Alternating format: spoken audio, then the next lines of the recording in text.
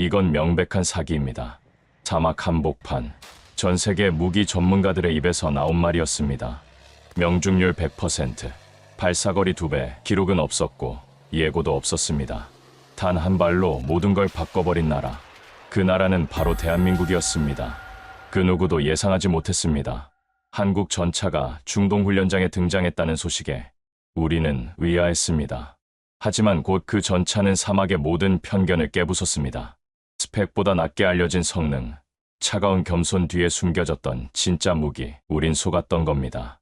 허세가 아니라 겸손해, 공격이 아니라 진심에, 금빛 사막 위에 우직하게 서 있던 그 모습. 지금부터 그날의 일을 여러분께 들려드리려고 합니다. 사연 시작 전 구독과 좋아요로 대한민국 방산을 응원해주세요. 저는 무함마드 알카세미, 아랍에미리트 육군 중령입니다. 군에 입대한 뒤 줄곧 무기 성능 평가와 실전 배치 전략을 맡아온 제가 한 나라의 무기를 보고 속았다고 외친 적은 단 한 번뿐입니다. 바로 몇 달 전 아라무라 훈련장에서 한국군의 K2 전차를 처음 마주했을 때였습니다. 그날은 유난히 더웠습니다. 바람조차 움직이지 않던 사막 한가운데에서 한국군이 사상 최초로 우리 훈련에 참여하게 되었죠. 12대의 K2 전차 그리고 K9 자주포까지 솔직히 처음엔 반신반의했습니다. 물론 한국은 이미 중거리 미사일, 천무 등 여러 무기를 수출했고 기술력도 인정받고 있지만 기후와 지형이 극단적으로 다른 중동 환경에서 과연 괜찮을까 하는 회의감이 들었습니다. 그들은 처음부터 지나치게 겸손했습니다. 사막 훈련은 처음입니다. 실전 거리 테스트는 많이 못 해봤습니다. 그런 말들을 들으며 저는 속으로 피식 웃었습니다. 그래, 아직 한국은 선진 무기 국가라고 보긴 어렵겠지. 실제로 우리 교관진들 사이에서도 한국 무기가 어디까지 할 수 있을지 보자는 반응이 대부분이었습니다. 심지어 몇몇 고참 장교들은 아시아 전차가 사막에서 제대로 버틸 수나 있을까라며 노골적으로 의심하기도 했죠. 훈련 시작 전 브리핑에서도 한국 측 지휘관은 계속해서 부족한 점이 많을 것이라며 양해를 구했습니다. 그 모습을 보며 저는 더욱 확신했습니다. 역시 기대는 접어두는 게 맞겠구나. 사실 그때만 해도 저는 한국 무기에 대한 선입견이 컸습니다. 기술은 좋을지 몰라도 실전 경험이 부족한 나라의 무기라고 생각했거든요. 하지만 훈련 첫날 K2의 실사격 테스트가 시작되자 제 입에서 튀어나온 말은 달랐습니다. 이건 사기야. 3km가 최대 유효거리라고 공식 발표된 K2가 실제로는 4.5km를 넘는 거리에서 연달아 포탄을 명중시킨 것입니다. 그것도 단 한 발의 오차도 없이요. 사막의 바람도 열기도 영향을 받지 않았습니다. 첫 번째 포탄이 정확히 표적 중앙을 관통했을 때 관측소는 순간 정적에 빠졌습니다. 확인됐습니까? 누군가 조심스럽게 물었고 관측병이 다시 한번 쌍안경을 들여다본 뒤 외쳤습니다. 직격입니다. 그 순간 우리 모두는 서로 얼굴을 바라봤습니다. 믿을 수 없다는 표정으로 말이죠. 두 번째, 세 번째 포탄도 마찬가지였습니다. 오차율 제로, 완벽한 명중이었습니다. 우리는 놀라움을 넘어 당황스러웠습니다. 아니, 숨긴 게 너무 많았던 겁니다. 훈련장을 지켜보던 저희 기술 장교들 사이에서는 곧바로 긴급회의가 열렸고 저 또한 이건 납품 사기를 당한 것일지도 모른다는 생각에 사로잡혀 있었습니다. 공식 자료와 실제 성능 사이의 차이가 너무 컸으니까요. 도대체 진짜 스펙이 뭔지 알고나 있는 거야? 한 참모가 당황해하며 말했습니다. 그러나 이상한 점은 그 충격적인 실전 성능을 보여준 한국군은 그저 조용히 웃고 있었단 겁니다. 환호하지도 자랑하지도 않았습니다. 마치 예상했던 결과라는 듯이 말입니다. 그 침착한 태도마저 낯설었습니다. 다른 나라 군인들이었다면 벌써 어떻습니까? 놀랐죠? 라며 으스댔을 텐데 의들은 다음 테스트 준비에만 집중하고 있었습니다. 그날 저녁 저는 K2가 왜 이렇게 성능을 숨긴 채 수출되었는지 꼭 확인해보고 싶다는 생각이 들었습니다. 마음 한편으로는 화가 났습니다. 우리를 속인 건 아닐까 하는 의심과 함께 이런 무기를 만들면서도 겸손하게 굴 수 있는 그들의 태도가 오히려 불편했던 것 같습니다. 그 밤 저는 한국이라는 나라에 대해 다시 생각해보기 시작했습니다. 그날 저녁 저와 기술 담당 장교들은 작전 지휘 본부 텐트 안에서 머리를 싸맸습니다. 사거리 4.5km, 공식 스펙엔 분명 3km였잖아. 그것도 100% 명중이라니 이건 오히려 불쾌합니다. 뭔가 숨기고 있었던 거예요. 다들 동의했습니다. 우리가 받은 자료엔 그렇게 뛰어난 성능에 대한 언급은 단 한 줄도 없었으니까요. 도대체 이 무기들은 진짜 어떤 기준으로 수출되고 있는 걸까? 단순한 홍보 과정인가? 아니면 조직적인 속임수인가? 의심이 머릿속을 가득 메웠습니다. 텐트 안의 분위기는 험악했습니다. 하산 소령이 테이블을 두드리며 말했습니다. 이건 명백한 사기 행위야. 우리가 계약서에 서명할 때 알고 있던 스펙과 완전히 다르잖아. 압둘라 중령도 고개를 끄덕였습니다. 프랑스나 독일 무기업체들은 이런 식으로 장난치지 않아. 스펙은 스펙대로, 실제는 실제대로 명확하게 구분하지. 저 역시 그들의 말에 일리가 있다고 생각했습니다. 이건 상식적으로 이해할 수 없는 일이었으니까요. 저는 직접 한국 측과 대화를 시도했습니다. 그리고 다소 날카로운 어조로 물었습니다. 오늘 시연에서 보여주신 성능과 우리가 사전에 받은 자료가 다른 이유를 설명해 주실 수 있습니까? 그는 조용히 말했습니다. 사실 저희도 오늘 처음 본 수치입니다. 처음이라뇨? 사격 성능을 몰랐다고요? 저는 믿을 수 없다는 표정으로 반문했습니다. 김중령은 잠시 망설이더니 솔직하게 설명했습니다. 예, 한국엔 지형이 평탄하지 않아 3km 이상 거리에서 테스트를 할 수 있는 장소가 없습니다. 국토 대부분이 산지이고 그나마 있는 평지는 민간 시설과 인접해 있어 장거리 실사격 테스트 자체가 어렵습니다. 그는 또한 안전상의 이유로 최대 사거리 테스트는 시뮬레이션에만 의존할 수밖에 없었다고 덧붙였습니다. 그 말을 들으며 저는 순간 당황했습니다. 이런 이유라니 전혀 예상하지 못했던 설명이었습니다. 그럼 지금까지 공개된 3km라는 수치는?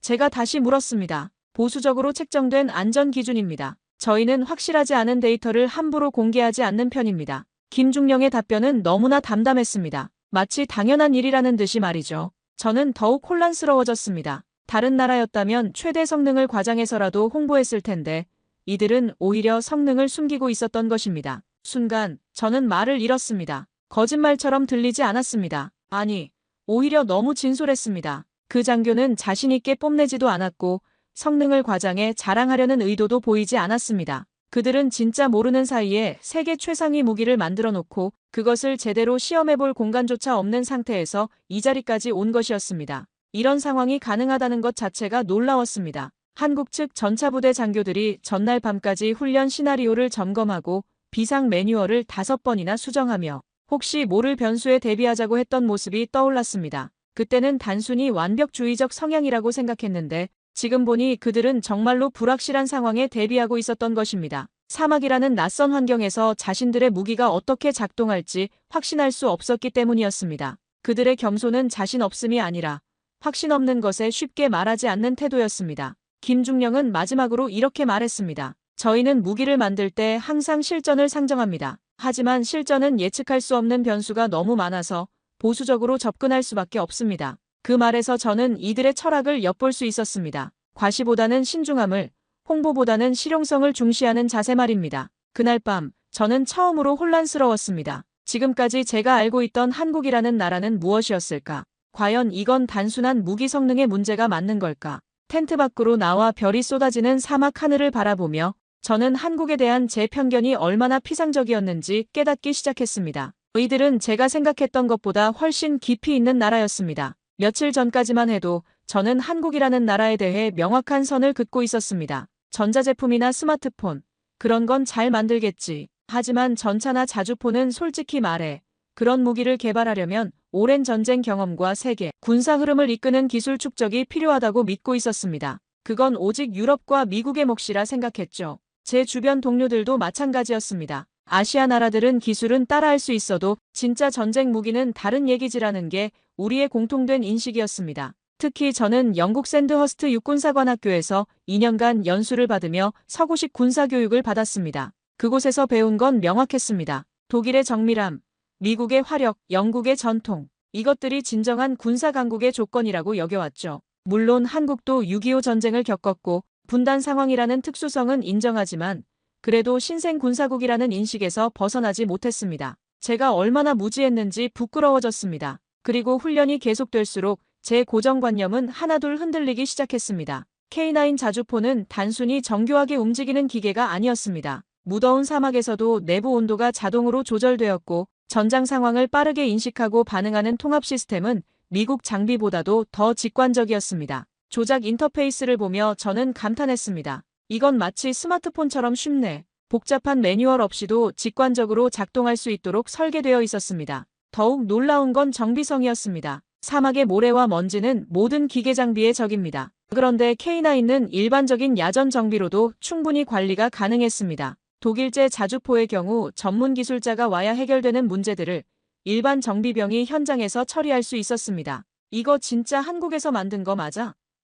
저는 믿기 어려운 마음으로 중얼거렸습니다. 제 옆에 있던 기술 담당 하사관이 웃으며 말했습니다. 중령님, 삼성이나 LG 같은 회사들이 어디서 나온 줄 아세요? 같이 있던 영국 출신의 협력 장교 데이비드 존스 소령은 저를 보며 피식 웃었습니다. 왜 놀라? 지금 세계에서 제일 빠르게 성장하는 방산국이 한국인데. 그 말에 저는 말문이 막혔습니다. 그는 한국에 2달간 머물며 카이와 국방과학연구소를 직접 다녀왔고 아시아의 독일이라고 표현하기까지 했습니다. 한국 엔지니어들의 집중력과 완벽주의는 독일 사람들과 비슷해. 하지만 실용성과 효율성에서는 오히려 더 뛰어나다고 봐야지. 하지만 저는 쉽게 받아들일 수 없었습니다. 한국의 장교들이 보여주는 겸손함, 실력, 그리고 치밀한 준비 모든 것이 부러웠습니다. 오히려 자존심이 상했습니다. 중동이라는 세계 전략의 핵심 지역에서 우리가 늘 기술을 제공받는 입장이었는데 지금은 기술을 넘겨받아야 하는 상황. 제가 그렇게 깎아내리던 작은 나라에게 기술적으로 의존해야 할지도 모른다는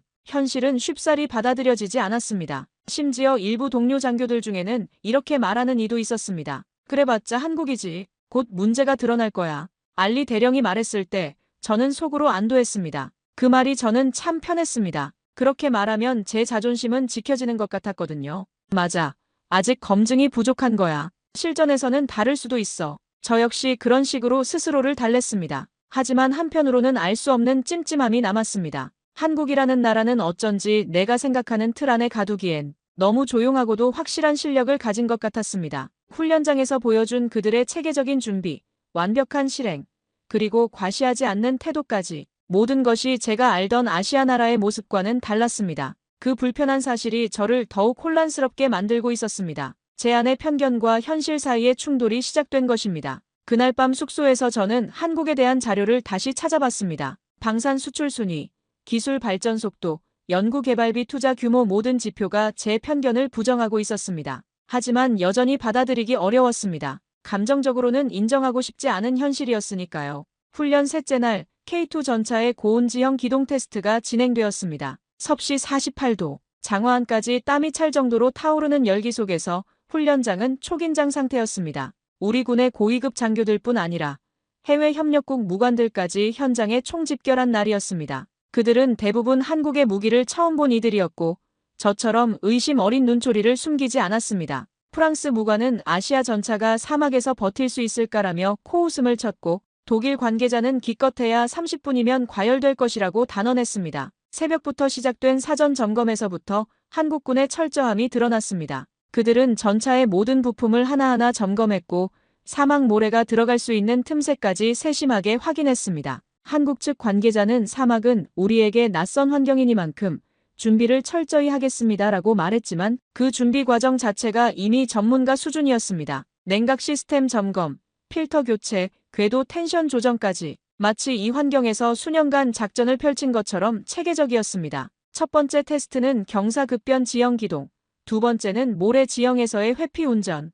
K2는 거친 지형을 오히려 물 흐르듯 누비며 돌파했습니다. 서스펜션은 한 번의 충격도 없이 흡수되었고 사막의 모래 속에서도 궤도는 단 한 번도 흔들리지 않았습니다. 특히 급경사를 오르내릴 때의 안정성은 감탄스러웠습니다. 45도 경사에서도 전차는 미끄러지지 않았고 하강시에도 제동력을 완벽하게 유지했습니다. 관측하던 프랑스 무관이 쌍안경을 내리며 중얼거렸습니다. 믿을 수 없어. 프랑스의 르클레르보다 안정적이야. 더욱 놀라운 건 전차 내부의 온도 관리였습니다. 외부 온도가 48도를 넘나드는 상황에서도 승무원들은 땀 한 방울 흘리지 않고 있었습니다. 일반적으로 사막에서 전차를 운용하면 내부 온도가 60도까지 올라가 승무원이 탈진하는 경우가 많은데 K2는 내부 온도를 25도로 일정하게 유지하고 있었습니다. 어떻게 저런 냉각 시스템이 가능하지? 독일 기술자가 감탄했습니다. 에어컨이 아닌 전체적인 열 관리 시스템이 달랐던 것입니다. 그리고 마지막 사격 테스트가 시작되자 모두의 시선이 고정됐습니다. 4.5km 너머에 움직이는 타깃, 사격 조건으로는 최악이었습니다. 사막 열기에 의해 왜곡되는 공기, 간헐적인 모래바람, 낮은 시야 투과율, 게다가 표적은 시속 20km로 좌우로 움직이고 있었습니다. 이런 조건에서는 세계 최고 수준의 전차라도 명중률이 50%를 넘기 어렵다는 게 일반적인 평가였습니다. 그런데도 첫 포탄이 발사되자 타깃의 중앙이 그대로 날아갔습니다. 순간 훈련장 전체가 정적에 빠졌습니다. 누군가 조심스럽게 말했습니다. 명중인가요? 관측병이 외쳤습니다. 직격입니다. 정중앙 명중. 그 다음 두 번째 포탄, 세 번째 포탄 모두 오차 없이 정확히 명중. 움직이는 표적을 4.5km 거리에서 연속으로 맞춘다는 건 이론적으로는 가능하지만 실제로는 거의 불가능에 가까운 일이었습니다. 그날 K2 전차는 총 12발을 사격했습니다. 모두 4.5km 이상 거리였고 12발 전부가 명중했습니다. 공식 발표 기준으론 불가능한 결과였습니다. 저는 그대로 입을 다물지 못한 채 관측창을 바라보았습니다. 옆에 있던 사우디 무관이 이건 조작된 거 아니냐며 의심했지만 우리 모두 그 현장을 똑똑히 목격했습니다. 조작할 수도 속일 수도 없는 완벽한 실력이었습니다. 그 자리에 있던 저희 장군이 조용히 중얼거렸습니다. 이건 내가 알던 그냥 전차가 아니야. 그 말이 그날의 모든 것을 요약했습니다. 우리가 알고 있던 한국, 우리가 예상했던 성능, 우리가 가지고 있던 편견, 그 모든 것이 무너진 순간이었습니다. 그리고 놀라운 것은 한국군 장교들조차 이 결과에 놀라고 있었다는 점이었습니다. 훈련 종료 후 한국의 전차 조종수는 헬멧을 벗으며 웃었습니다. 전차도 사막에서 이렇게 잘 움직일 줄은 몰랐습니다. 그 말은 자랑이 아니었습니다. 진심 어린 놀라움이었습니다. 김중령도 저희도 이 정도일 줄은 예상 못했습니다라며 솔직하게 인정했습니다. 그날 우리 모두는 같은 생각을 했습니다. 한국은 무기를 만들고 있는 것이 아니었다. 기술로 진심을 쏘고 있었다. 그리고 그 진심이 사막 한가운데서 완벽한 결과로 증명되었습니다. 그날 밤 제 머릿속은 온통 복잡했습니다. K2 전차가 보여준 사격 결과는 단순한 기계적 우수함이 아니었습니다. 그건 실전에서만 나올 수 있는 수준의 통합된 기술, 조종수의 반응 속도, 조준 장치의 안정성, 그리고 사격 통제 체계 전반의 정밀도가 결합된 결과였습니다. 저는 스스로에게 물었습니다. 어째서 이 정도 무기를 만들면서도 이들은 그토록 겸손했을까?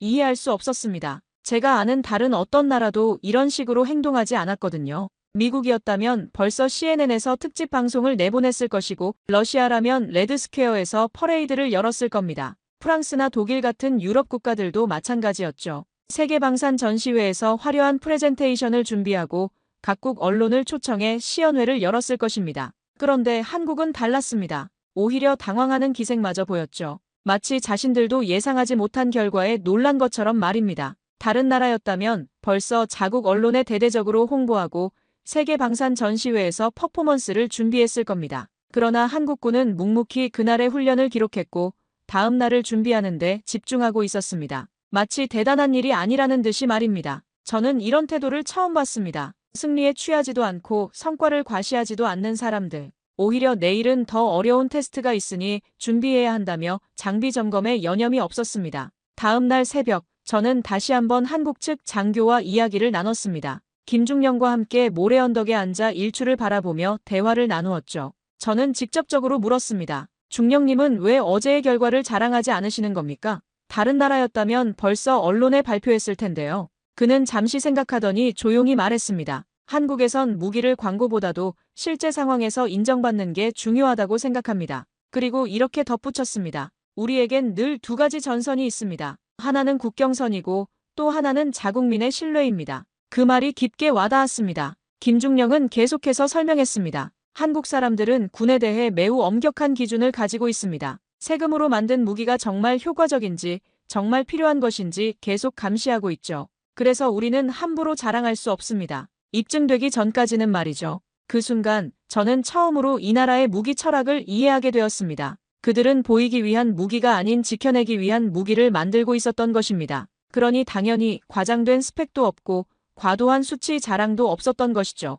그저 주어진 환경 속에서 조용히, 꾸준히 필요한 것만을 만들어낸 결과였던 겁니다. 우리 무기는 전시용이 아닙니다. 실전용입니다. 김중령의 말이 모든 것을 설명해 주었습니다. 김중령은 또 다른 이야기도 들려주었습니다. 한국의 방산업체들은 과도한 마케팅을 하지 않습니다. 오히려 성능을 보수적으로 발표하는 편이죠. 왜냐하면 한번 약속하면 반드시 지켜야 한다고 생각하기 때문입니다. 약속을 지키지 못하는 것은 신뢰를 잃는 것이고 신뢰를 잃으면 모든 것을 잃는 것이라고 배웠습니다. 이런 철학이 어디서 나온 것일까 궁금했습니다. 분단 상황 때문입니다. 그의 답변은 간단했습니다. 우리는 항상 준비된 상태를 유지해야 합니다. 과장이나 허풍은 생존에 도움이 되지 않습니다. 저는 그 자리에서 부끄러움을 느꼈습니다. 그동안 저는 한국을 평가하기에 앞서 제대로 이해하려 하지 않았습니다. 사막이라는 낯선 환경에서 그들은 처음이었음에도 완벽에 가까운 결과를 내놓았고 우리는 이 나라가 가진 단단함과 진심을 뒤늦게 알아차리고 있었습니다.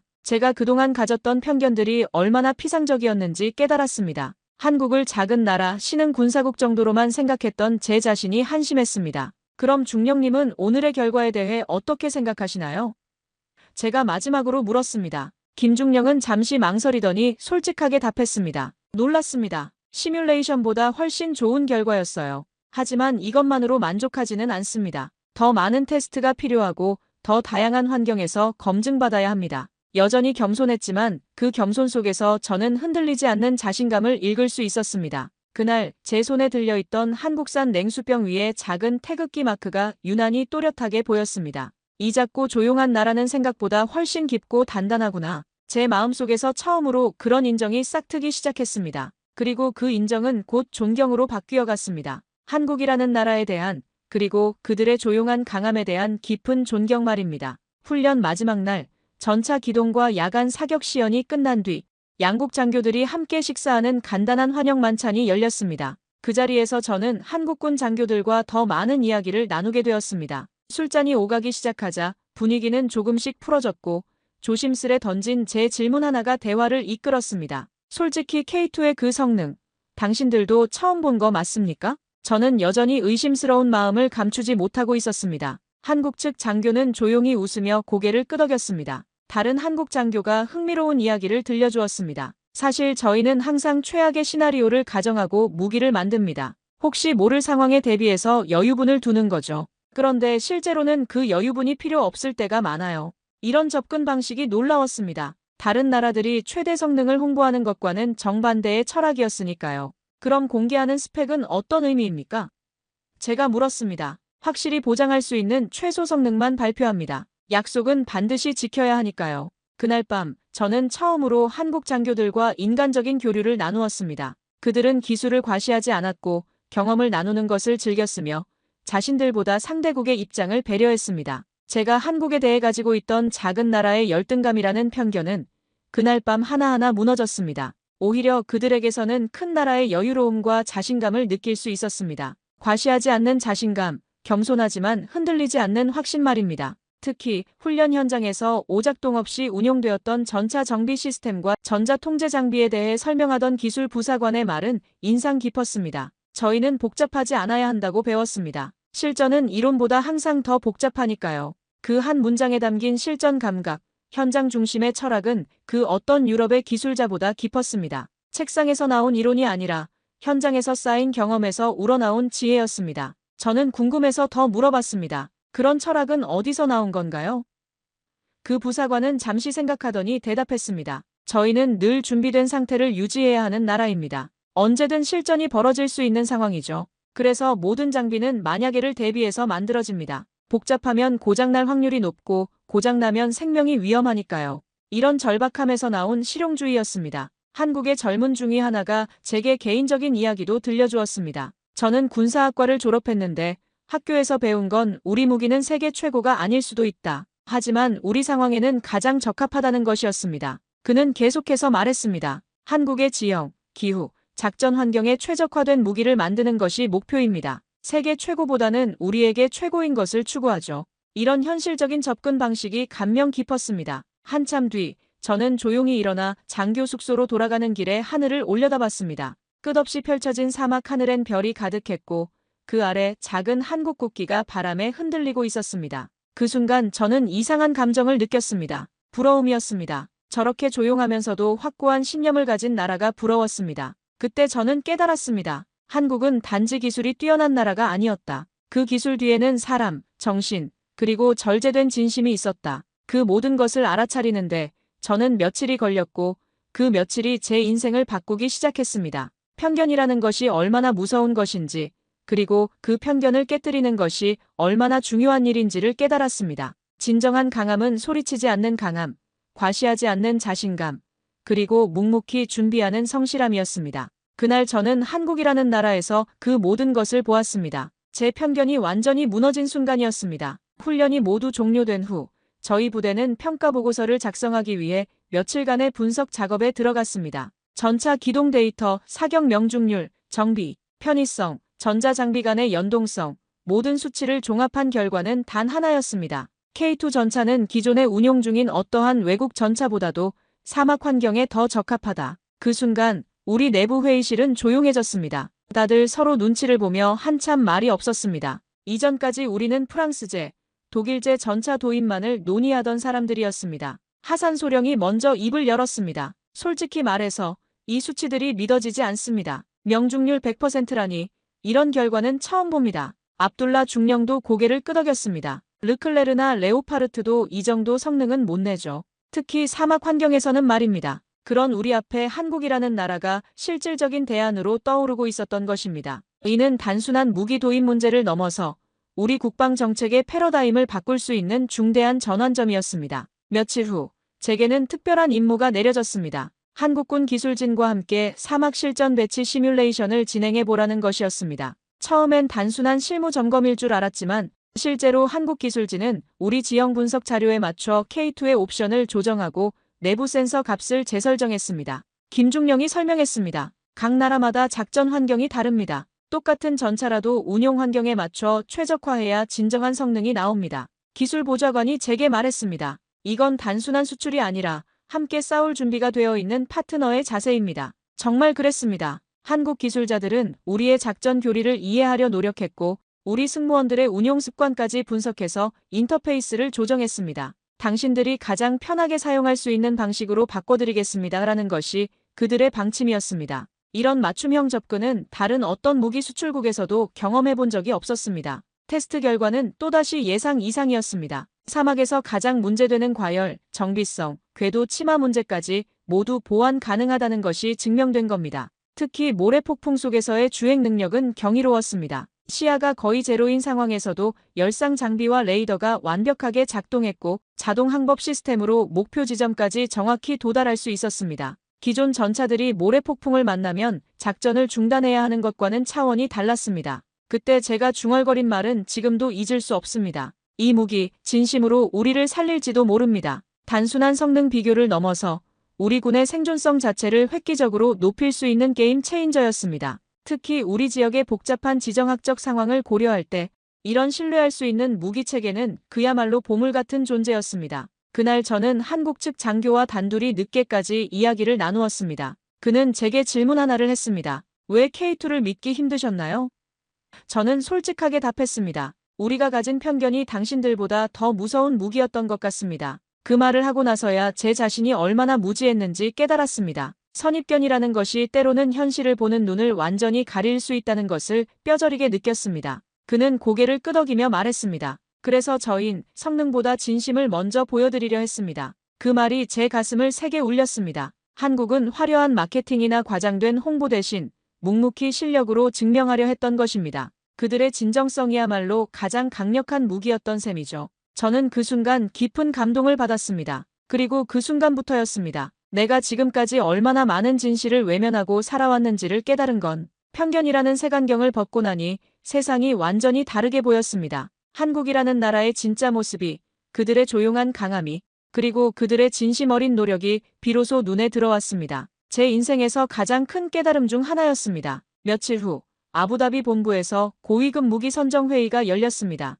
각 무기별 평가 결과가 보고되었고 K2 전차에 대한 제 보고서는 한 장짜리가 아니었습니다. 저는 제 손으로 17페이지짜리 평가서를 작성했습니다. 사막 적응성, 기동력, 통제력, 유지비, 수리 용이성, 무엇보다 신뢰성이라는 항목에 이렇게 적었습니다. 모든 항목에서 기대 이상, 강력히 도입 검토 요망. 회의실은 정적에 잠겼습니다. 제가 얼마나 보수적인 성향의 장교인지 모두가 잘 알고 있었기 때문입니다. 참석자들은 제 보고서를 한 페이지씩 넘기며 읽어갔습니다. 특히 실전 배치 시 예상 효과 부분에서는 모두가 놀라는 표정을 지었습니다. 기존 전차 대비 작전 효율성 300% 향상, 정비시간 50% 단축, 승무원 생존율 대폭 증가 같은 구체적인 수치들이 나열되어 있었거든요. 알리 준장이 조심스럽게 물었습니다. 이 수치들이 정말 검증된 건가? 저는 자신있게 답했습니다. 제가 직접 현장에서 확인한 결과입니다. 며칠 전까지만 해도 회의에서 아직도 한국 거냐?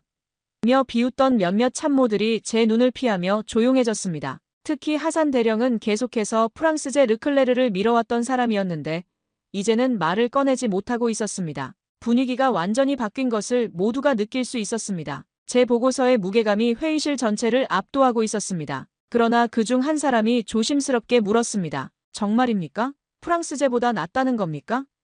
저는 주저하지 않고 대답했습니다. 정확히 말해, 지금 우리가 필요로 하는 전차는 한국의 것입니다. 이 나라는 팔기 위해 무기를 만든 것이 아니라 지켜내기 위해 만들어 왔습니다. 그 정신이 우리와 통합니다. 제 목소리에는 확신이 가득했습니다. 단순한 성능 비교를 넘어서 철학과 가치관의 문제였기 때문입니다. 압둘라 중령이 구체적인 질문을 했습니다. 가격 경쟁력은 어떻습니까? 저는 준비된 자료를 펼쳤습니다. 독일제 대비 30% 저렴하면서도 성능은 우수합니다. 더 중요한 건 기술 이전과 현지화 생산에 대해서도 적극적이라는 점입니다. 이는 다른 무기 수출국들과 확연히 다른 점이었습니다. 유럽 국가들은 핵심 기술은 절대 넘겨주지 않는 반면 한국은 진정한 파트너십을 원하고 있었습니다. 잠시 후 국방장관은 결론을 내렸습니다. K2 도입안 우선 검토 목록에 올린다. 기술협력 논의 착수. 그 순간 저는 가슴이 두근거리는 것을 느꼈습니다. 제가 직접 경험하고 확인한 것들이 드디어 인정받는 순간이었습니다. 단순한 무기 도입을 넘어서 우리 국방 정책의 새로운 장이 열리는 역사적인 순간이었죠. 그날 저는 부대 복귀길에 무기연구소 후배 장교에게 전화했습니다. 그는 기뻐하며 말했습니다. 드디어 우리도 한국 무기 씁니까? 소문은 정말이었네요. 그 말에 저는 웃으며 대답했습니다. 아니, 그건 소문이 아니었어. 우리가 너무 늦게 알았을 뿐이지. 정말 그랬습니다. 한국의 기술력은 이미 세계 최고 수준에 도달해 있었는데 우리만 편견에 사로잡혀 뒤늦게 깨달은 것이었습니다. 그날 밤 공식 보도자료에 한국과의 전략무기 협력 검토가 실렸고 외신 몇 곳에서도 이 뉴스를 다뤘습니다. CNN에서는 중동 국가들의 한국 무기 선호 현상이라는 제목으로 분석 기사를 내보냈고 BBC에서도 아시아의 새로운 군사 강국 부상이라며 한국을 집중 조명했습니다. 국제적으로도 한국의 위상이 달라지고 있음을 실감할 수 있었습니다. 그리고 놀랍게도 독일 무기업계 관계자가 저에게 직접 연락을 해왔습니다. 어떻게 K2가 그렇게까지 나온 겁니까? 무슨 특별한 기술이 있던 건가요? 저는 조용히 답했습니다. 기술이 아니라 자세입니다. 한국은 무기를 만들 때 체면이 아니라 실전을 생각하더군요. 그들도 한국의 급성장에 위기감을 느끼고 있다는 것을 알 수 있었습니다. 그 순간 저는 깊은 감정의 물결을 느꼈습니다. 자존심이 무너진 게 아니라 진짜 존경할 만한 무기를 찾았다는 자부심이 솟아오른 것이었습니다. 우리가 세계 최고의 파트너를 만났다는 확신이 들었습니다. 한국과 함께라면 우리의 국방력을 한 단계 더 끌어올릴 수 있을 것 같았습니다. 그리고 그 자부심은 곧 현실이 되었습니다. K2 전차와 K9 자주포에 대한 도입 검토가 공식 발표된 후 우리 군 내부는 눈에 띄게 달라졌습니다. 장교들 사이에선 한국 방산 기술에 대한 연구 열풍이 불었고 각 부서마다 한국어로 된 기술 매뉴얼 번역본이 배포되었습니다. 처음엔 몇몇이 조용히 읽기 시작하더니 어느새 작전실 회의 테이블 위엔 K2의 상세 기술 분석 자료가 놓이게 되었습니다. 이전까지는 미국과 유럽 무기 매뉴얼만 있었던 곳에 한국어 번역본이 나란히 놓인 모습이 인상적이었습니다. 하산 소령이 제게 말했습니다. 전에는 미국과 유럽 무기를 그대로 들여오는 게 당연했는데 이제는 한국과 같이 만든다는 인식이 생겼습니다. 그 말은 단순한 기분이 아니라 실질적인 현실이 되어가고 있었습니다. 실제로 우리 국방과학연구원에서는 한국과의 공동무기 커스터마이징 프로젝트에 착수했고 심지어 내년부터는 한국 엔지니어들을 초청해 정기 세미나를 열기로 결정했습니다. 이는 그동안 일방적으로 기술을 받아들이기만 했던 우리의 자세가 근본적으로 바뀌었음을 의미했습니다. 더욱 흥미로운 변화는 젊은 장교들 사이에서 일어났습니다. 한국 드라마와 K-팝으로 한국 문화에 익숙했던 이들이 이제는 한국의 군사기술에까지 관심을 보이기 시작한 것입니다. 알리 중위는 한국이 이렇게 대단한 나라인 줄 몰랐습니다. 문화뿐만 아니라 기술까지 세계 최고 수준이네요 라며 감탄했습니다. 젊은 세대에게는 한국이 더 이상 먼 나라가 아니라 배워야 할 나라로 인식되고 있었습니다. 더 놀라운 건 국민들의 반응이었습니다. 국영방송에서 한국 무기기술에 대한 다큐멘터리가 방영되자 SNS에는 이런 글들이 올라왔습니다. 우린 이제 한국처럼 만들어야 한다. 겸손과 실력, 그걸 진짜 배워야 할 나라가 여기 있었다. 불과 몇 달 전만 해도 한국 무기라면 반신반의하던 분위기가 이제는 우리의 선택으로 완전히 전환된 것입니다. 국민들이 직접 한국 기술을 도입하는 게 맞다며 정부를 지지하고 나선 것은 전례 없는 일이었습니다. 그 변화의 출발점에 제가 있었다는 사실이 믿기지 않았습니다. 그 작은 훈련장에서의 연속 명중, 그 겸손한 한마디, 그 진심이 이처럼 큰 변화를 만들어낼 줄은 정말 몰랐습니다. 제 한 장의 보고서가 나비 효과처럼 퍼져나가 우리 사회 전체의 인식을 바꾼 것입니다. 때로는 한 사람의 정직한 증언이 얼마나 큰 힘을 발휘할 수 있는지 실감하게 되었습니다. 그리고 무엇보다 인상 깊었던 건 한국과의 관계가 무기 거래를 넘어서고 있다는 사실입니다. 교육, 기술 교류, 심지어 청년 장교들의 단기 교환 프로그램까지 논의되고 있었습니다. 한국군의 지휘 체계, 전투 철학, 그리고 국민과의 신뢰 구조를 배우고 싶다. 이건 어느 젊은 장교가 회의에서 직접 말한 내용이었습니다. 단순한 무기 구매를 넘어서 시스템 전체를 벤치마킹하려는 움직임이었습니다. 특히 주목할 만한 변화는 우리 국방대학원에서 한국방산학과가 신설 검토되고 있다는 소식이었습니다. 한국의 방산 기술뿐만 아니라 그들의 국방 철학과 조직 문화까지 체계적으로 연구하겠다는 것이었습니다. 이는 한국을 단순한 무기 공급국이 아닌 배움의 대상으로 인정한다는 의미였습니다. 과거에는 상상도 할 수 없었던 일이었죠. 압둘라 중령이 저에게 말했습니다. 무함마드, 당신이 가져온 변화가 정말 대단합니다. 우리 군 전체가 달라지고 있어요. 저는 겸손하게 답했습니다. 저는 그저 본 것을 정직하게 보고했을 뿐입니다. 변화를 만든 건 한국의 실력이었죠. 하지만 속으로는 뿌듯함을 감출 수 없었습니다. 편견을 깨뜨리고 진실을 알리는 것이 얼마나 중요한 일인지 깨달았습니다. 저는 그 말을 들으며 조용히 고개를 끄덕였습니다. 우리는 이제 이전의 우리가 아니었습니다. 이 모든 변화의 중심엔 한국이라는 나라가 있었고 그들은 그 어떤 무기보다 강력한 믿음을 우리에게 전해주고 있었습니다. 그리고 그 믿음은 이제 우리 사회 전체로 확산되어 새로운 미래를 열어가고 있었습니다. 한국과 함께하는 미래. 그것은 우리가 꿈꿔왔던 것보다 훨씬 밝고 희망적이었습니다. 몇 달 전만 해도 저는 한국이라는 나라를 군사 강국으로 떠올려 본 적이 없었습니다. 지정학적 압박 속에서 분투하는 작은 반도 국가, 기술은 뛰어나도 전통이 부족한 나라. 하지만 지금 저는 누구보다 한국의 무기를 존중하고 그 기술과 정신을 믿는 사람이 되었습니다. 제 책상 위에 놓인 작은 태극기 배지가 그 변화를 상징합니다. 매일 아침 그것을 보며 하루를 시작하는 것이 제 새로운 일과가 되었습니다. 그 믿음은 단순히 전차의 성능에서 비롯된 것이 아니었습니다. 그들은 강함을 말하지 않았습니다. 대신 지켜야 할 것을 조용히 보여주었습니다. 그 말 없는 단단함이 제 안의 오만과 편견을 녹여냈습니다. 한국군 장교들이 보여준 겸손함 속에서 저는 진정한 자신감을 읽을 수 있었고 그들의 조용한 준비성에서 깊은 프로의식을 느낄 수 있었습니다. 이런 것들이야말로 숫자로 측정할 수 없는 진짜 실력이었습니다. K2 전차가 사막 한가운데에서 타깃을 꿰뚫던 그 순간 저는 기술보다 더 깊은 무언가를 느꼈습니다. 그것은 바로 사람이었습니다. 최고의 기계 뒤에는 그 기계를 만든 사람들의 철학과 신념이 있었고 그 신념은 타협하지 않는 정직함과 겸손으로 완성되어 있었습니다. 김중령의 말이 아직도 귓가에 맴돕니다. 우리는 확실하지 않은 것에 대해서는 함부로 말하지 않습니다. 그 한마디에 한국의 모든 것이 담겨 있었습니다. 지금 생각해보면 한국이 자랑하지 않았던 이유를 알 것 같습니다. 그들에게는 자랑할 시간조차 없었던 것입니다. 늘 준비해야 하고 늘 경계해야 하는 상황에서 과시는 사치였죠. 대신 그들은 묵묵히 실력을 쌓았고 조용히 완벽을 추구했습니다. 그 결과가 바로 우리가 목격한 놀라운 성능이었던 것입니다. 진정한 강자는 자신의 강함을 증명하기 위해 소리칠 필요가 없다는 것을 그들이 보여주었습니다. 훈련이 모두 끝나고 한국 장교단이 귀국을 앞두던 날 저는 마지막으로 그들에게 인사를 전했습니다. 여러분이 보여준 건 단순한 전차가 아니라 하나의 믿음이었습니다.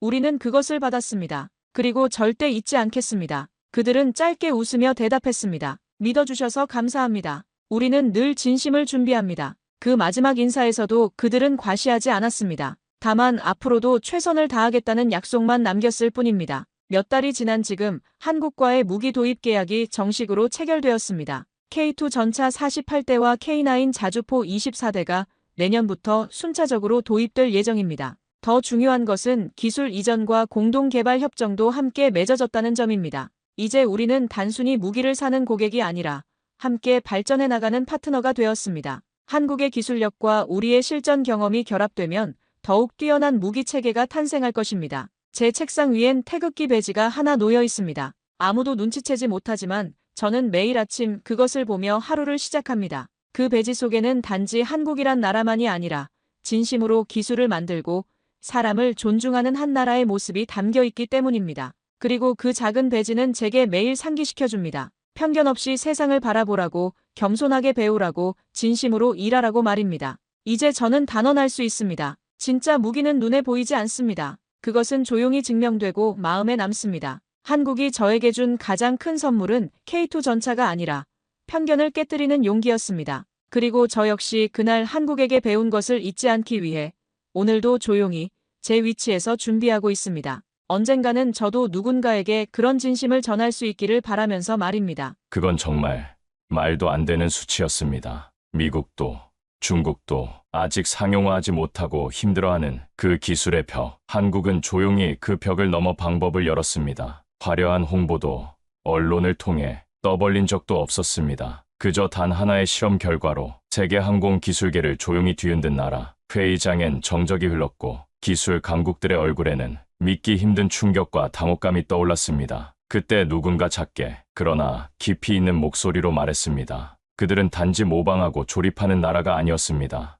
20년 경력의 미국 항공엔진 기술자가 털어놓은 충격적인 고백. 그가 직접 목격한 한국 기술의 실체는 무엇이었을까요? 사연 시작 전 구독과 좋아요 부탁드립니다. 저는 마이클 그랜트입니다. 미국 동부에 있는 한 항공엔진 개발소에서 20년 넘게 일해온 기술자입니다. 지금까지 수많은 테스트와 실패를 반복했고 그 과정에서 제 손을 거쳐간 합금 블레이드만 해도 수천 개는 넘을 겁니다. 항공엔진이라는 건 단순히 열을 견디는 금속 조각이 아닙니다. 그 안엔 기류를 다루는 계산, 원심력에 버티는 구조, 그리고 수명을 버텨내는 철학이 들어 있습니다. 그래서 저는 항상 자부심을 가졌습니다. 우리는 기술을 이끌고 있다고 말이죠. 그런 저에게 한국이라는 나라는 솔직히 기술보다는 조립과 조율의 이미지로 남아 있었습니다. 특정 기업들이 미국산 엔진을 면허 생산하며 일부 부품을 국산화하고는 있지만 설계에서부터 시작해 항공화까지 전 과정을 독자적으로 해낸 사례는 보지 못했거든요.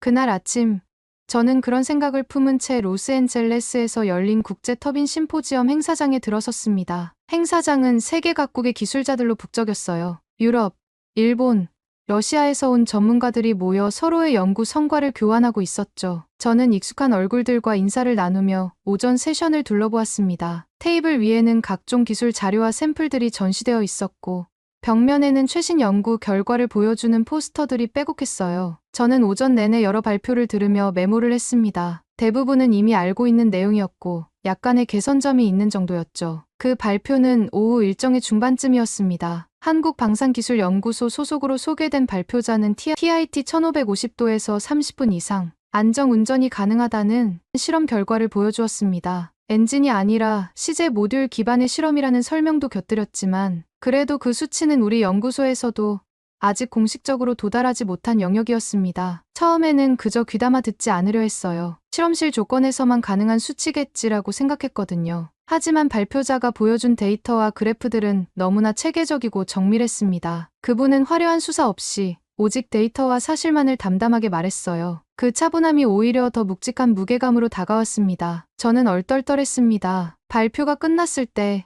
옆자리에서 익숙한 음성이 들려왔습니다. 시험이야 뭐 누구나 할 수 있지. 상용화가 어렵지. 중국 국영항공기술원에서 온 린타오였습니다. 그는 한국 측을 가리키며 피식 웃더군요. 그 나라는 늘 뭔가를 조립하긴 잘해. 근데 자기 머리로 만든 건 글쎄. 저는 그 말에 아무 대답도 하지 못했습니다. 왜냐면 그 순간 제 머릿속에서도 같은 생각이 맴돌고 있었으니까요. 정말 가능했을까? 단순히 실험 조건에서 나온 수치 아닐까? 그리고 솔직히 말하면 그 발표가 진짜라면 우리가 뭔가를 놓치고 있다는 뜻이었으니까요. 질의응답 시간에 여러 기술자들이 날카로운 질문을 던졌지만 한국 발표자는 모든 질문에 차분하게 대답했어요. 그리고 그 모든 대답에는 확신과 겸손함이 함께 담겨 있었습니다. 무엇보다 놀라웠던 것은 그들이 자신들의 성과를 자랑하기보다는 앞으로 가야 할 길을 더 많이 이야기했다는 점이었어요. 그날 이후 저는 제 안에 있던 편견과 처음으로 마주하게 되었습니다. 어쩌면 지금까지 우리가 세계를 바라보는 시선에 큰 오류가 있었던 건 아닐까 하는 생각이 머릿속을 맴돌기 시작했습니다. 며칠 뒤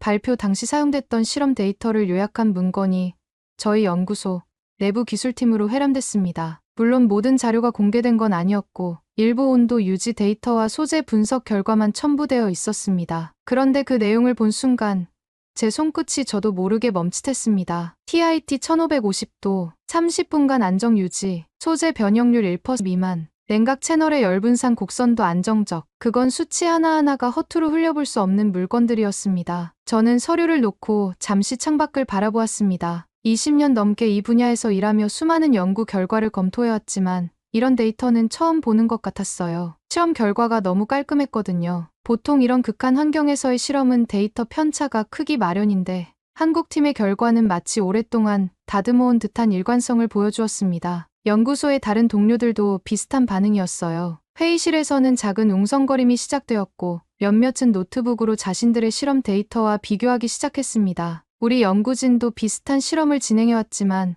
여전히 이런 안정성은 확보하지 못했거든요. 보고서 말미에는 이렇게 쓰여 있었습니다. 상용화 전 단계이며 소재 열화 분석과 반복 실험이 추가로 필요함. 즉, 아직 실용화 단계는 아니지만 명백히 가능성을 입증한 수준이라는 뜻이었죠. 연구소 내 시니어 엔지니어 하나가 고개를 저으며 말했습니다. 우리는 냉각 채널 설계에 너무 집착했나봐. 그들은 소재 자체의 안정성에 더 초점을 맞췄어. 그의 말에 다들 고개를 끄덕였습니다. 확실히 한국팀의 접근 방식은 우리와 달랐어요. 우리가 문제를 해결하려 했던 방식과는 다른 길을 걸어왔던 겁니다. 그날 저녁, 저는 린타오와 호텔 근처의 바에서 마주쳤습니다. 그는 위스키 잔을 들고 태연하게 묻더군요. 오늘 그 보고서 봤어?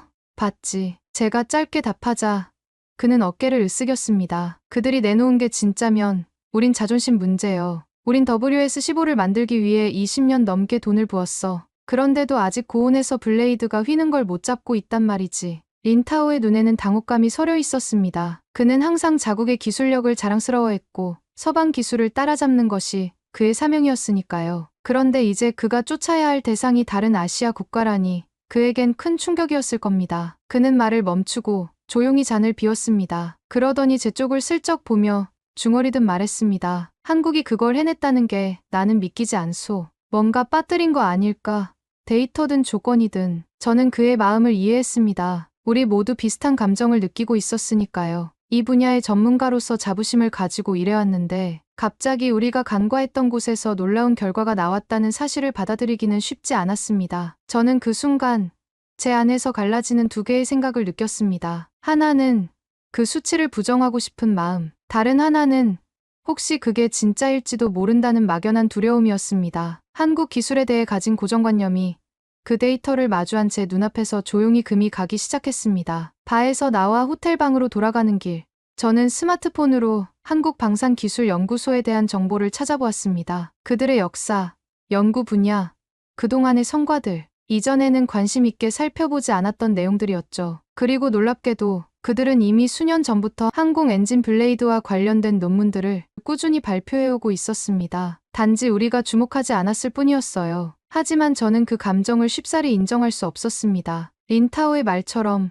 어쩌면 저건 그냥 실험실 안에서나 가능한 쇼일지도 모른다고 스스로를 설득하며 그날 밤을 보내야 했습니다. 하지만 깊은 내면에서는 이미 변화가 시작되고 있었습니다. 다음 날 아침, 저는 조심스럽게 한국 기술자의 연락처를 찾아 이메일을 보냈습니다. 물론 공식적인 교류나 문의는 아니었습니다. 그저 데이터 검토에 감사한다는 짧은 인사에 불과했죠. 사실 그 이메일을 쓰는 제 손끝은 부끄럽게도 다소 떨리고 있었습니다. 왜 그랬는지는 저도 정확히 설명할 수 없습니다. 다만 제 안에서 우리가 놓치고 있는 무언가가 있다는 막연한 직감이 커지고 있었던 것 같습니다. 메일을 보내고 나서 저는 평소와 다른 감정이 밀려오는 것을 느꼈습니다. 20년 넘게 항공 엔진 분야에서 일하면서 저는 늘 우리가 최고라는 자부심을 가지고 있었습니다. 미국의 기술력이 세계를 선도한다는 믿음이 제 정체성의 일부였죠. 하지만 이제 그 확신이 흔들리고 있었습니다. 마치 오랫동안 쌓아온 세계관이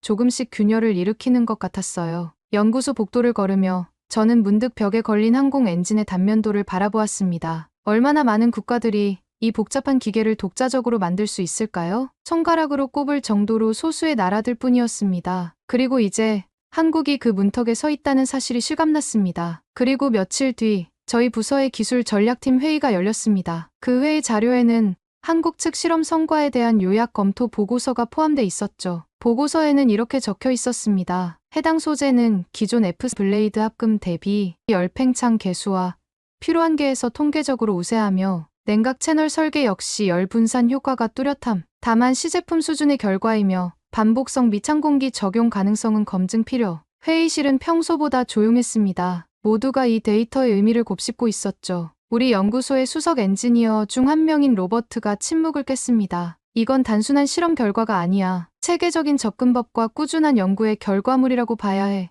그는 잠시 멈추고 계속했습니다. 우리가 간과했던 부분일 수도 있어. 그들이 어떻게 이 결과에 도달했는지 더 깊이 이해할 필요가 있어. 그 문장 하나하나가 제 눈에는 낯설게 느껴졌습니다. 왜냐하면 그 표현이 너무나 정제되어 있었기 때문입니다. 시험 결과의 과장도 과시도 없었습니다. 자신들이 얼마나 해냈는지를 외치는 대신 아직 가야 할 길이 많다는 식의 조심스러운 태도만이 보였거든요. 보고서를 더 자세히 살펴보면서 저는 그들의 실험 방법론에 주목하게 되었습니다. 그들은 단순히 결과만 발표한 것이 아니라 그 과정에서 겪은 실패와 한계점도 명확하게 기술했어요. 이는 매우 드문 접근법이었습니다. 보통 우리는 성공적인 결과만 강조하고 실패는 최대한 숨기려 하거든요. 하지만 그들은 자신들의 실패까지도 투명하게 공유하며 그것이 어떻게 더 나은 결과로 이어졌는지를 보여주었습니다. 그때 저는 이상한 충격을 받았습니다. 그들은 기술을 과시하지 않았습니다. 그들은 겸손하게 증명했고 조용히 증거를 남겼습니다. 그들의 보고서는 마치 오랜 시간 동안 누군가에게 인정받으려 애쓰기보다는 자신들의 내적 기준을 충족시키기 위해 노력해온 듯한 인상을 주었습니다. 회의가 끝난 후 저는 복도에서 우리 연구소의 젊은 엔지니어 제시카와 마주쳤습니다. 그녀는 미국 최고의 공과대학을 졸업한 유망주였죠. 마이클, 이 데이터 정말 놀랍지 않아요? 한국 팀이 어떻게 이런 결과를 얻었는지 정말 궁금해요. 그녀의 눈은 호기심으로 반짝였습니다. 그녀에게는 국적이나 출신보다 순수한 기술적 호기심이 더 중요했던 거죠. 린타오는 회의실 한쪽에 앉아 그 보고서를 뚫어지게 보고 있었습니다. 회의가 끝난 후 그가 조용히 제게 말했습니다. 그게 진짜라면 한국은 조용히 우리를 앞질렀다는 뜻이오. 중국은 늘 보여주려 했지만 그들은 그냥 만들어 놓고 있었다는 거지. 그의 눈에는 복잡한 감정이 서려 있었습니다. 경쟁자에 대한 인정, 어쩌면 부러움까지도 느껴졌습니다. 그리고 저 역시 비슷한 감정이었습니다. 기술 개발에 있어 우리는 항상 보여주기에 집중했었습니다. 하지만 한국은 증명하기에 집중했던 것이죠. 그 말을 들으며 저는 정말이지 마음 깊은 곳에서 무언가 무너지고 있다는 걸 느꼈습니다. 오랜 시간 동안 쌓아온 기술에 대한 우월감이 어쩌면 그들 앞에선 무책임한 자만이었을지도 모른다는 생각이 들었거든요. 호텔로 돌아가는 길, 저는 문득 한국이라는 나라에 대해 더 알고 싶다는 생각이 들었습니다. 이전에는 단순히 기술을 따라오는 나라로만 여겼던 나라가 이제는 깊은 호기심과 존경심을 불러일으키고 있었으니까요. 그들은 기술을 말하지 않았습니다. 그들은 기술을 다루는 태도를 보여주었습니다. 그리고 그 태도에서 저는 무언가 배울 점이 있다는 것을 깨닫기 시작했습니다. 며칠 뒤, 저는 조심스레 한국 기술자 측에 추가 질의를 보냈습니다. 정식 회신은 아니었지만 그들은 제가 요청한 몇 가지 여력학 관련 데이터를 비상업적 검토 목적으로 공유하겠다고 답변해왔습니다. 그 답장에는 복잡한 기술 용어보다 더 인상 깊은 말이 한 줄 쓰여 있었습니다. 저희는 기술을 팔기 전에 기술을 지키는 방법부터 배웠습니다. 이메일을 읽는 순간 저는 잠시 움직임을 멈췄습니다. 그 한 문장이 제게 강한 인상을 남겼거든요. 우리는 항상 기술을 개발하면 바로 상용화와 수익 창출을 생각했습니다. 하지만 그들은 기술을 지키고 성숙시키는 데 더 중점을 두고 있었던 겁니다. 저는 그들이 보내온 데이터 파일을 열었습니다. 화면에 나타난 그래프와 표들을 보며 저는 다시 한번 놀라움을 금치 못했습니다. 그것은 단순한 실험 결과 이상이었습니다. 그 안에는 철저한 검증 과정과 오랜 시간에 걸친 연구의 흔적이 담겨 있었거든요. 그 문장을 읽는 순간 저도 모르게 한숨이 나왔습니다. 우리는 언제나 기술을 만들면 그걸 얼마나 팔 수 있을지를 먼저 따졌습니다. 그들은 기술을 만들며 그걸 얼마나 오래 보호할 수 있을지를 먼저 고민한 겁니다. 첨부된 자료에는 온도 상승 곡선, 소재 수명 예측, 여러 시뮬레이션 외에도 시험편 100개 이상을 반복 테스트한 피로도 그래프가 포함돼 있었습니다. 아무도 보지 않는 실험을 그렇게까지 반복해야 했을까요? 단지 수치를 보여주기 위한 것이었다면 그럴 필요는 없었을 겁니다. 하지만 그들은 자기들만의 기준을 갖고 그 과정을 증명하고 있었던 겁니다. 제 연구실에서 저는 그 데이터를 하나하나 분석해 나갔습니다. 그들의 실험은 단순히 한두 번의 시도가 아니라 수백 번의 반복과 검증을 거친 결과였습니다. 그리고 그 과정에서 그들은 실패를 두려워하지 않았습니다. 오히려 실패를 통해 더 강한 성공의 기반을 다져나갔던 것이죠. 데이터 말미에는 향후 연구 방향에 대한 간략한 메모가 있었습니다. 그들은 아직도 이 기술을 완벽하게 여기지 않았습니다. 더 높은 온도, 더 긴 유지 시간, 더 적은 변형률을 목표로 하고 있었죠. 그들에게 이번 성과는 목적지가 아니라 과정의 일부였던 것입니다. 이 정도까지 했다고? 같은 부서의 한 동료가 자료를 보며 조용히 말하더군요. 이건 단순한 실험이 아니라 하나의 태도네. 그 말이 제 마음에 강하게 와닿았습니다. 맞습니다. 이건 단순한 실험이 아니었습니다. 이건 기술을 대하는 태도, 철학이었습니다. 그들은 인정받기 위해서가 아니라 스스로의 기준을 충족시키기 위해 이 모든 노력을 기울였던 것이죠. 그 말을 들으며 저는 문득 10년 전 제 모습을 떠올렸습니다. F 엔진 개발 막바지, 상업화 일정에 쫓겨 수명을 줄여도 되는 수준의 합금 타협안을 제시했던 회의. 그땐 그게 효율적이라 생각했지만 지금은 좀 다르게 보입니다. 우리는 항상 적당히 괜찮은 수준에서 타협하는 경향이 있었습니다. 하지만 그들은 타협하지 않았습니다. 그들은 자신들이 설정한 기준에 도달할 때까지 멈추지 않았습니다. 사무실 창문을 통해 석양이 지는 모습을 바라보며 저는 깊은 생각에 잠겼습니다. 아마도 이것이 한국이라는 나라가 지난 수십 년간 놀라운 발전을 이룰 수 있었던 비결이 아닐까? 그들이 가진 끈기와 열정, 그리고 타협하지 않는 자세가 오늘의 성과를 만들어낸 것이겠죠?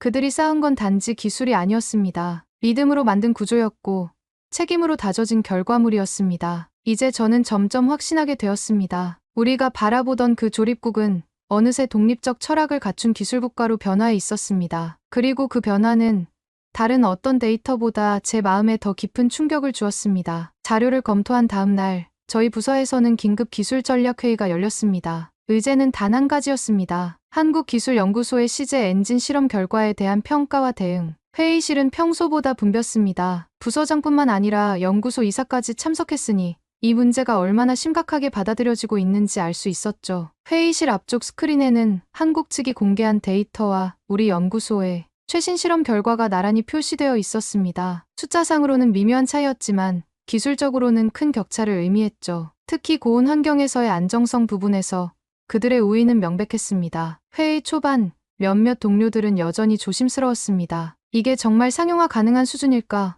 혹시 발표용으로 조정된 결과는 아닐까? 그런 의심의 목소리가 여기저기서 들렸습니다. 오랫동안 기술 우위를 자랑해온 우리 연구소에서 이런 결과를 받아들이기란 쉽지 않았으니까요. 그러나 저와 몇몇 실험 데이터 검토팀은 고개를 저었습니다. 해당 실험은 분명히 기술적 신뢰성을 갖고 있습니다. 단결정 초합금의 고온 내구성과 필름 쿨링의 분산 효율 모두 우수했고 무엇보다 데이터 간 일관성이 뛰어났습니다. 제가 말을 마치자 회의실에 잠시 침묵이 흘렀습니다. 누구나 그 결과가 진짜임을 알고 있었지만 인정하기는 쉽지 않았습니다. 그건 단순히 실험 결과 하나의 문제가 아니었으니까요. 우리의 자존심, 그리고 지금까지 우리가 갖고 있던 기술적 우월감이 흔들리고 있었습니다. 회의실에 정적이 흘렀습니다. 누구도 쉽게 말을 잇지 못했습니다. 왜냐하면 이건 단순한 경쟁 기술의 등장이 아니라 우리가 놓치고 있던 방향 감각의 충돌이었기 때문입니다. 우리는 항상 더 화려하고, 더 강력하고, 더 빠른 기술을 추구해왔습니다. 하지만 그들은 조용히,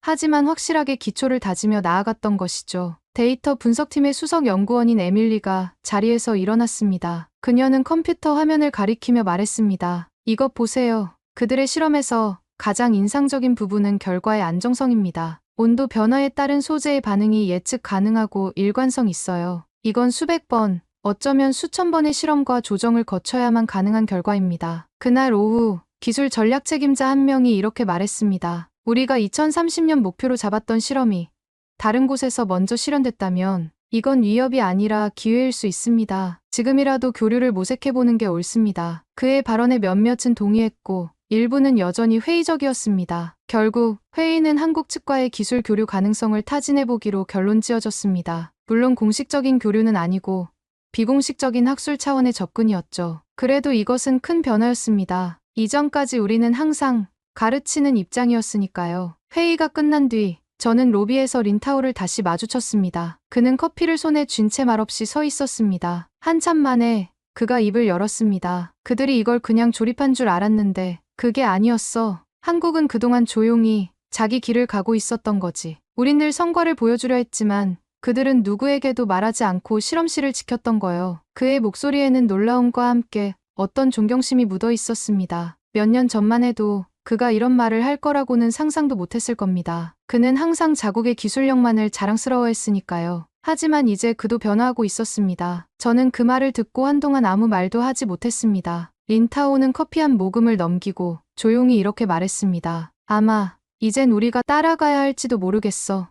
그 말을 듣는 순간 저는 깊은 울림을 느꼈습니다. 불과 몇 주 전만 해도 우리는 한국을 그저 기술을 따라오는 나라로 여겼습니다. 하지만 이제 그 인식이 완전히 뒤바뀌고 있었습니다. 이제 그들은 우리가 배우고 따라가야 할 대상이 된 것이죠. 그 순간 저는 깨달았습니다. 이 모든 이야기는 온도 수치 하나로 시작된 게 아니었습니다. 믿음, 절제, 그리고 철학이 기술을 움직였고 그 중심엔 조용하지만 확고한 원칙이 있었습니다. 이제 그들은 더 이상 면허 생산의 조력자가 아닌 기술의 독자적 주체로 우리 앞에 서 있었습니다. 호텔로 돌아가는 길, 저는 문득 미래에 대한 새로운 시각을 갖게 되었습니다. 이제 우리는 서로 경쟁하는 관계가 아니라 함께 발전해 나가는 동반자가 될 수 있을 것입니다. 그리고 그 과정에서 우리는 그들에게서 많은 것을 배울 수 있을 것입니다. 기술뿐만 아니라 기술을 대하는 자세, 철학까지도 말이죠. 그날 밤 숙소로 돌아온 저는 책상에 홀로 앉아 프레젠테이션에서 봤던 한 장의 이미지, 고운 에어 블레이드의 현미경 사진을 다시 꺼내 들었습니다. 호텔룸의 조용한 공간에서 저는 그 이미지를 오랫동안 들여다보았습니다. 그것은 단순한 금속 조직이 아니라 어떤 이야기를 담고 있는 것 같았습니다. 조밀하게 배열된 결정 조직,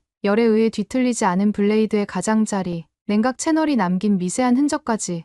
그건 단순한 금속이 아니었습니다. 그건 수천 번의 실험과 수년간의 반복이 빚어낸 신념의 결과였죠. 저는 노트북을 열고 한국방산기술연구소의 홈페이지를 찾아보았습니다. 그들의 연구 역사와 성과들이 차분하게 정리되어 있었습니다. 화려한 홍보 문구나 과장된 표현 없이 오직 사실만을 담담하게 나열하고 있었죠. 그 태도에서도 그들의 철학이 느껴졌습니다. 그 순간 저는 알 수 없는 감정에 휩싸였습니다. 그들은 보여주지 않았지만 분명히 들리는 게 있었습니다. 우리는 팔기 위해 만들지 않았습니다. 우리는 따르기보다 감내하며 만들었습니다. 그들의 태도에서 묻어나오는 메시지였습니다. 창밖으로 보이는 로스앤젤레스의 밤 풍경을 바라보며 저는 깊은 생각에 잠겼습니다. 지금껏 저에게 기술이란 몇 도를 버티는가, 몇 분을 유지하는가, 누가 먼저 양산에 성공하는가로 나뉘는 싸움이었습니다. 숫자와 성능, 그리고 상업적 성공이 기술의 가치를 결정한다고 생각했습니다. 하지만 이 실험은 달랐습니다. 이건 기술이라는 이름으로 만든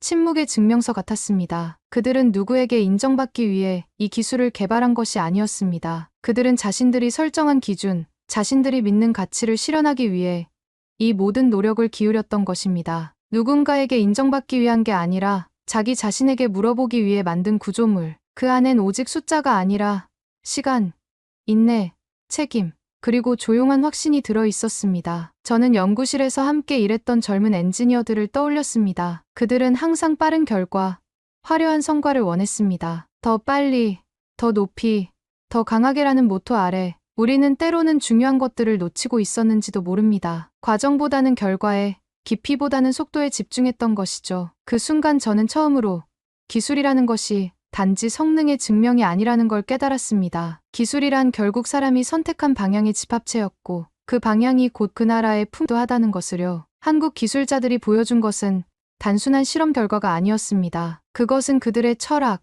그들의 가치관, 그리고 그들이 걸어온 길이었습니다. 그들은 화려한 발표나 대대적인 홍보 없이 오직 자신들의 능력으로 세계의 존재감을 드러냈습니다. 그들이 기술을 어떻게 보여줬는지보다 어떻게 숨기고, 지키고, 끝까지 지켜냈는지에 저는 고개가 숙여졌습니다. 그것은 기술 이상의 것, 어쩌면 하나의 문화, 하나의 정신이었을지도 모릅니다. 저는 다시 한번 메일함을 열었습니다. 며칠 전 보냈던 간단한 문의 메일이 아니라 이번에는 진심이 담긴 문장이었습니다. 혹시 다음 실험 단계에서 국제 공동 검토의 형태로 협력할 기회가 있다면 저희 연구소도 참여하고 싶습니다. 그 메일을 작성하며 저는 제 안에서 무언가가 변화하고 있음을 느꼈습니다. 이전에 저라면 결코 이런 제안을 하지 않았을 것입니다. 항상 주도권을 쥐고 기술을 전수하는 입장이었으니까요. 하지만 이제는 달랐습니다. 저는 배우고자 했고 그들의 접근 방식을 이해하고 싶었습니다. 그 메일을 보내며 저는 느꼈습니다. 이건 기술 협력 제안이 아니라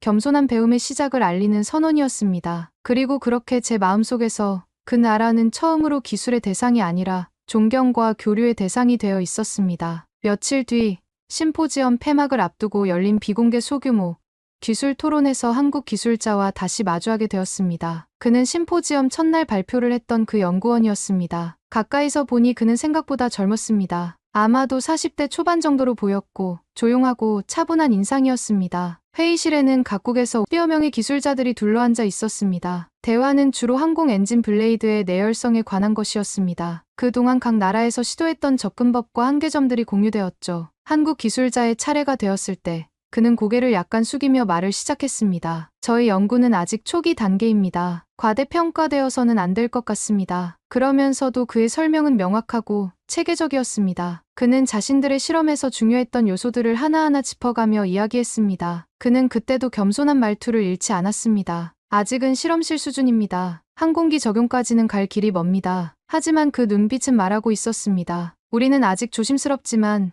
더는 머뭇거리지 않겠다고. 그의 발표를 들으며 저는 그들이 얼마나 체계적으로 문제에 접근했는지 감탄했습니다. 그들은 기존의 방식을 그대로 따르지 않았습니다. 대신 그들만의 독창적인 방법으로 문제를 해결하려 했습니다. 그리고 가장 인상적이었던 것은 그들이 실패를 두려워하지 않았다는 점이었습니다. 우리는 처음에 50번 이상 실패했습니다. 그가 설명했습니다. 하지만 매번 실패할 때마다 우리는 조금씩 더 배웠습니다. 그리고 그 모든 실패가 결국 오늘의 성과를 만들어냈습니다. 그의 말에 회의실은 잠시 조용해졌습니다. 실패를 인정하는 것은 이런 자리에서 흔치 않은 일이었습니다. 보통은 성공만을 이야기하고 실패는 감추려 하니까요. 하지만 그는 자신들의 취약함까지도 솔직하게 공유했습니다. 그것이 또 다른 형태의 자신감이었습니다. 토론이 진행되면서 점점 더 많은 사람들이 한국 기술자의 의견에 귀를 기울이기 시작했습니다. 그의 겸손함과 명확함, 그리고 깊은 전문성이 존경을 불러일으켰던 것이죠. 저는 그 자리에서 그에게 정식으로 악수를 청했습니다. 당신들의 과정, 깊이 존경합니다. 그의 눈이 잠시 동그랗게 커지더니 조용히 고개를 숙였습니다. 아마 그 순간 저의 말이 단순한 외교적 인사로 들리지 않았으리라 믿습니다. 그건 한 기술자가 또 다른 기술자에게 건넨 진심의 경의였으니까요. 우리는 회의가 끝난 후에도 대화를 이어갔습니다. 그는 자신들의 연구 과정에 대해 더 자세히 설명해 주었고, 저는 우리 연구소의 경험을 공유했습니다. 그 대화는 경쟁이 아닌 서로의 지식과 경험을 존중하는 진정한 교류였습니다. 그날 저녁, 저는 로비에서 린타오를 다시 마주쳤습니다. 그는 평소처럼 무뚝뚝한 얼굴로 커피를 마시고 있었습니다. 한참을 말 없이 앉아있던 그가 문득 이런 말을 했습니다. 그들이 이룬 성과보다 그걸 어떻게 다루는지를 보면서 좀 이상하게 부끄럽더이다. 우린 누가 먼저 공개하고 누가 먼저 베끼는지만 고민했어. 그들은 그냥 자기 자리를 지키고 있었는데 린타오의 말에는 진정한 반성이 담겨 있었습니다. 그는 항상 자국의 기술력을 과시하고 싶어 했던 사람입니다. 그런 그가 이제 다른 나라의 접근 방식에 존경심을 표현하고 있었습니다. 이것은 작지만 중요한 변화였습니다. 그는 한숨을 쉬며 웃더군요. 한국이라는 나라,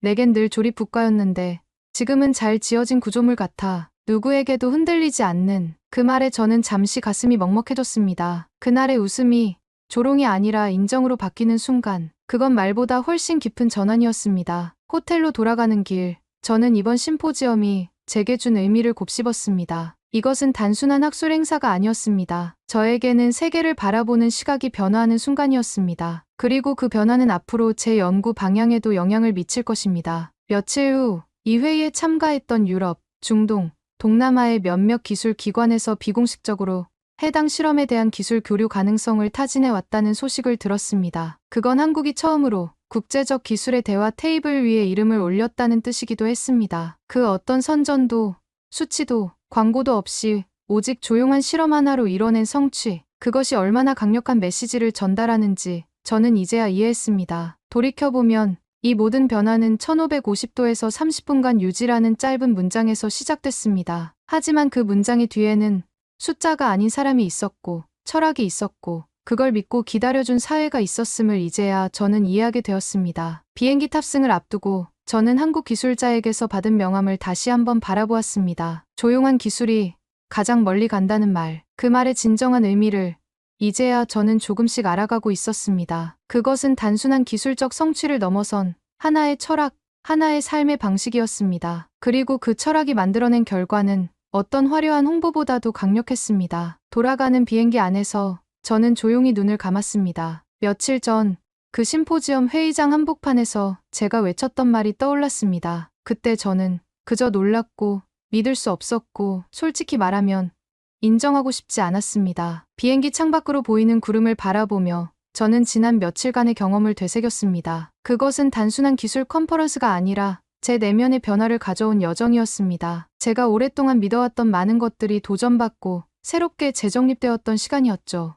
하지만 지금은 다릅니다. 지금 그 말을 다시 떠올리면 그건 단순한 기술적 반응이 아니라 제 안에 오래된 틀 하나가 무너지는 소리였다는 걸 압니다. 그것은 저의 편견, 저의 고정관념, 어쩌면 저의 오만함이 깨지는 소리였을지도 모릅니다. 비행기 안에서 제공된 식사를 하면서 저는 한국에 대해 더 알아보고 싶다는 생각이 들었습니다. 예전에는 그저 지나쳤던 나라가 이제는 깊은 호기심의 대상이 되었으니까요. 그들의 역사, 문화, 그리고 어떻게 그들이 이런 기술력을 갖추게 되었는지 더 이해하고 싶었습니다. 우리는 늘 성능을 경쟁했고 스펙을 숫자로 나열하며 우열을 가려왔습니다. 그 과정에서 때때로 우리는 기술을 이기는 도구로 시장 점유율을 위한 무기로 여기곤 했습니다. 그리고 때로는 그 경쟁에서 우리보다 뒤처진 국가들을 덜 발전된 나라로 여겼죠. 하지만 그들은 기술을 책임의 언어로 대했고 믿음의 형식으로 다듬어갔습니다. 그들에게 기술은 경쟁의 도구가 아니라 미래를 향한 의무였던 것 같습니다. 그리고 그 의무감이 결국 오늘의 성과를 만들어냈던 것이지요. 한 번도 외치지 않았지만 자신들의 실험 하나하나에 침묵의 확신을 담았고 누가 보지 않아도 끝까지 데이터를 쌓아냈습니다. 그들은 눈앞의 화려한 성과보다는 오랜 시간에 걸친 단단한 기초를 중요시했습니다. 그리고 그 기초가 결국 오늘의 놀라운 결과를 가져온 것이겠죠. 이제 그들이 보여준 건 단순한 기술 독립이 아닙니다. 그건 기술을 바라보는 방식의 독립이었습니다. 그들은 남을 따라가지 않고 자신들만의 방식으로 문제를 바라보고 해결하는 법을 배웠습니다. 그리고 그 과정에서 그들은 더 나은 길을 발견했습니다. 비행기가 점점 고도를 낮추며 미국 동부의 하늘로 들어섰습니다. 창밖으로 보이는 도시의 불빛들이 제게 많은 생각을 하게 했습니다. 이 불빛들 하나하나가 모여 도시를 밝히듯 개개인의 노력과 헌신이 모여 한 나라의 기술력을 형성하는 것이겠죠. 저는 지금도 기술을 사랑합니다. 하지만 그 사랑이 얼마나 독선적이었는지 이번 경험을 통해 비로소 깨닫게 되었습니다. 제가 사랑했던 것은 어쩌면 기술 그 자체가 아니라 기술이 가져다주는 우월감이었을지도 모릅니다. 하지만 이제 저는 기술의 진정한 가치가 무엇인지 조금은 더 이해하게 되었습니다. 그리고 문득 이런 생각이 들더군요. 기술이란 건 결국 사람이 만드는 겁니다. 성능이 아니라 그걸 대하는 자세와 마음이 그 나라의 기술 수준을 보여주는 거라고 말입니다. 그리고 그 자세와 마음이 결국 그 나라의 미래를 결정짓는 것이겠죠. 비행기가 착륙하자 제 휴대폰 알림이 울렸습니다. 한국기술연구소 측에서 공동 검토 방식에 대해 긍정적으로 검토 중이라는 짧은 메일이 도착해 있었습니다. 작은 한 줄이었지만 그 문장은 저에게는 커다란 울림이었습니다. 그 메일을 읽으며 저는 이번 여정이 단순한 출장이 아니라 새로운 시작점이 될 것임을 느꼈습니다. 이제 우리는 경쟁자가 아닌 동반자로서 함께 발전해 나갈 수 있을 것입니다. 그리고 그 과정에서 우리는 서로에게 많은 것을 배울 수 있을 것입니다. 이제 저는 그들을 경쟁자가 아니라 미래를 함께 설계할 수 있는 기술적 친구로 바라보고 있습니다. 그리고 그 첫걸음을 가능하게 해준 그날의 회의장을 저는 이렇게 기억합니다. 그날의 회의장은 내 오만을 깨우는 교실이었습니다. 택시를 타고 집으로 돌아가는 길, 저는 창밖의 풍경을 바라보며 생각했습니다. 이제 저는 압니다. 이 작은 나라가 왜 그렇게 빠르게 성장했는지, 왜 그토록 조용히, 그러나 단단하게 걸어왔는지를요. 그들의 성공은 우연이 아니었습니다. 그것은 끈기, 겸손함, 그리고 확고한 신념의 결과였습니다. 그들은 말없이 증명했습니다. 한다면 하는 사람들, 불가능을 가능으로 바꾸는 사람들. 그게 바로 한국인들이었습니다. 어떤 환경이든 어떤 조건이든 결국엔 해내고야 마는 진짜 기술국가의 국민들이었습니다. 집에 도착해 짐을 내리며 저는 이번 여정이 제 인생의 새로운 장을 열어주었음을 느꼈습니다. 더 열린 마음으로, 더 겸손한, 그리고 더 넓은 시각으로 세상을 바라볼 수 있게 해준 소중한 경험이었습니다. 그리고 그 모든 변화의 시작점에는 조용히 자신의 일을 해나간 한국의 기술자들이 있었습니다. 오늘 사연에 대한 여러분의 생각을 댓글로 남겨주세요. 감동문클에서는 여러분의 소중한 마음을 모아 사연 주인공들에게 전해드리고 있습니다. 여러분 주변에 감동적이거나 재미있는 실제 사연들을 제보받고 있으니 언제든 저희 공식 메일로 제보해주세요. 오늘 들려드린 사연에 공감하셨다면 구독과 좋아요 눌러주시고 주변 분들과도 공유해주세요. 여러분의 작은 관심과 응원이 더욱 좋은 콘텐츠를 만드는데 큰 힘이 됩니다. 오늘도 여러분의 하루의 작은 즐거움이라도 되었기를 바라며 지금까지 감동문클이었습니다. 끝까지 시청해주셔서 감사합니다. 다음에 더 감동적인 사연으로 찾아뵙겠습니다.